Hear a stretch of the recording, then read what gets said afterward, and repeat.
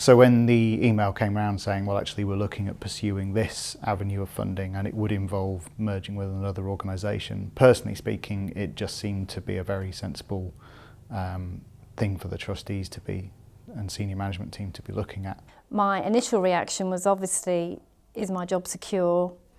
Is there a role for me in the combined organisation in the future?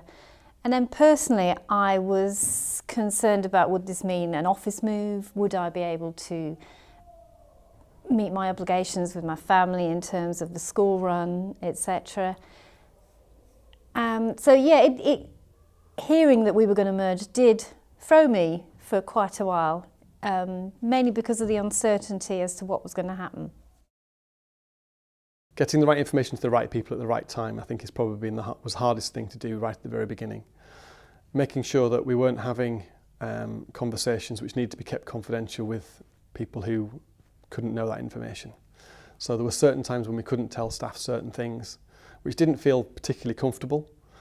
But from a legal perspective, you've got to do that, particularly with employment law. Tried to inform the staff as best we could that things were happening and that we were looking at how we would make sure the organisation was sustainable, but also not to frighten them at the same time.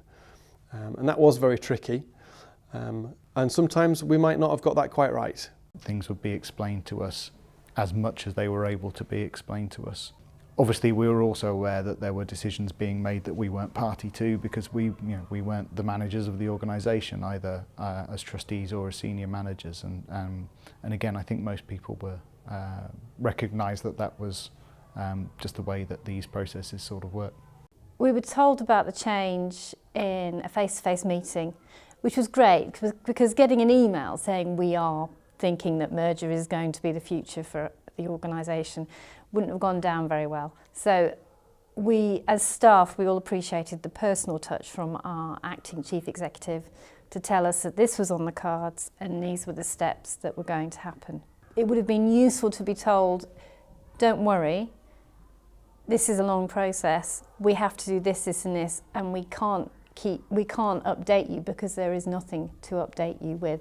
I think it would have been useful to have communication from both organisations, i.e. both chief executives at the same time talking consistently to staff about what was happening.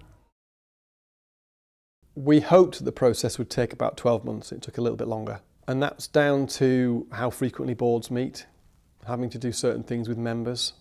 So those are the things that you need to really factor in, that, you know, at your AGMs you have to do certain things. We were fortunate in some respects and not in others, that we had a very clear line that we had to hit when a contract came out that the new organisation was going to take on.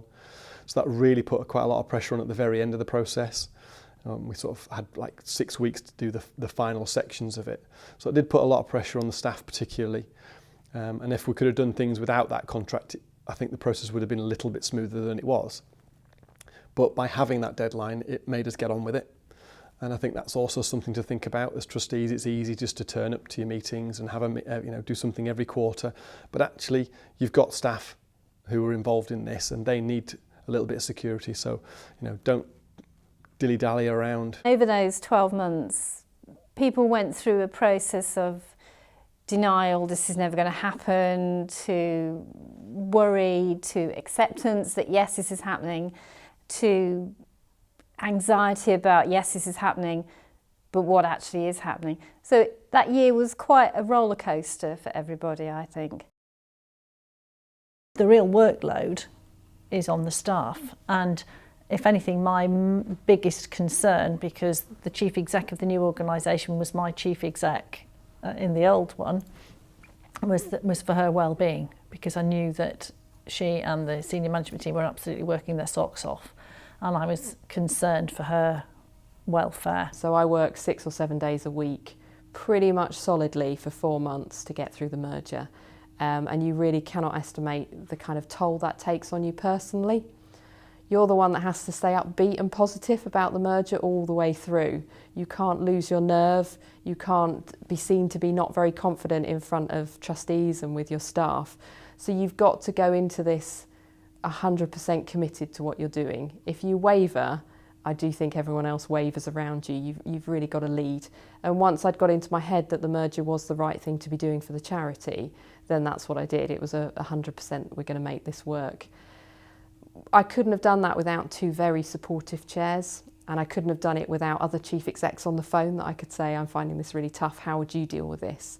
So you need to develop your professional network and also make sure you've got your chairs and your trustees on board.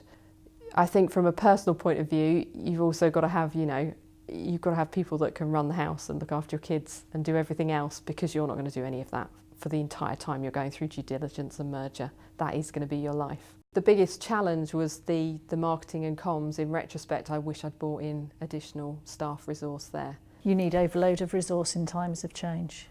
You really do. But I think one of the reticences is that, oh, it's going to cost us all this money to do the merger. We don't want to, you don't want to think you're going to spend more money than you need to. Whereas in actual fact, you are probably better to spend a lot more money or have a lot more resource than you think you need, because you will need it for 6 months and then stop it. Otherwise, you might have to just use that resource longer to help repair some of the things that you missed before. Where it became difficult, really genuinely difficult for the staff team, was in all the practicality. What's actually going to be the lived experience of the people who are doing the work when that new organisation starts to do what it's doing? They're the things that need to be taken into account every bit as much as the strategic reasons for the merger in the first place and what long-term benefits the organisation is going to reap in terms of its sustainability or its income or whatever. That's all hugely important, absolutely agreed. But the practical issues are really just as important to the people who deliver the work. And I think in our case, we've still got quite a few hurdles to get past in terms of those sorts of things. I mean, it may seem a bit benign to worry about where your desk is, but people were concerned as to who they're going to sit opposite, where they were going to be. So it's quite important to communicate with your staff quite clearly about the practicalities of the move, when it's going to take place, what you need to do, what needs to be done to close the old office down, even down to who's going to tell the utilities company that we no longer need them. And I'll never forget, in our first staff briefing, the new chief exec, Leah, said something really profound, which really resonated with a lot of us. And she said, just be kind. Quite an obvious thing to say, but just be kind to each other. Because, yeah, people were going to get frustrated. Your stuff was possibly going to get lost. Your stapler may go missing. But as Leah said, just be kind to each other. And that was great advice, and I held on to that. The most notable point that she said was that she just expected our loyalty and for us to try hard. No massive sweeping statements, keep it very simple. And she set the tone for how we were all going to work together, which was really effective. Think about how you introduce the members of the two organisations, the members of staff, to one another earlier in the process, and make that getting to know you process an integral part of the planning for the merger. In our case, I think to an extent it was seen as not unimportant, but it was one of the things that fell by the wayside a bit because everything else that was so hectic in the process. 6 months later, I think things are still very much settling down. One of the biggest issues for the work that I do in particular, in directly delivering support to charities and community organisations, is how we record the information and the support that we give. And we don't have that system in place at present. And we are recording the information, but in a very not ideal manner. Now that we've been merged for about 6 months, people are really pleased that the merger's taken place, and that all the creases have been ironed out. To be honest though, I wouldn't say people were euphoric on the day of the merger, because it was like having a new job thrust upon you. Now I'm reflecting more on going back over some of the good enough decisions to make sure they're excellent decisions. So we've done a review with all the staff and the trustees about what went well through the merger, what we could have done better, and we're now revisiting some of those minor concerns that have come up. And that takes time, but I think it's really important. We now need to look at, as part of the merger, we also went through a big procurement for a new contract. So we were going through a TUPE process and a procurement process at the same time as a merger process, which added to the difficulties. And we've had to go back and just look at some of the decisions we made during that process around our service delivery. And putting in place some of we always knew we would have an interim website. We're now building the proper website. So a lot of kind of going back and making sure everything is as good as it can be now. The merger's gone really well. I think I've just been truly blessed with an amazing staff team. I've inherited fantastic managers from both organisations, and they've all just kind of gone through this with goodwill. So for me, reflecting on it, I think it has been the right decision, but perhaps if I'd known how hard I'd have to work to get through it, even in a very friendly merger, you know, you look back and think, would we have staffed? It would have been so much easier to stay as Rural Action Yorkshire. But we're now a sustainable charity that's delivering better services for our members and our beneficiaries, and that is the whole point of what we've gone through.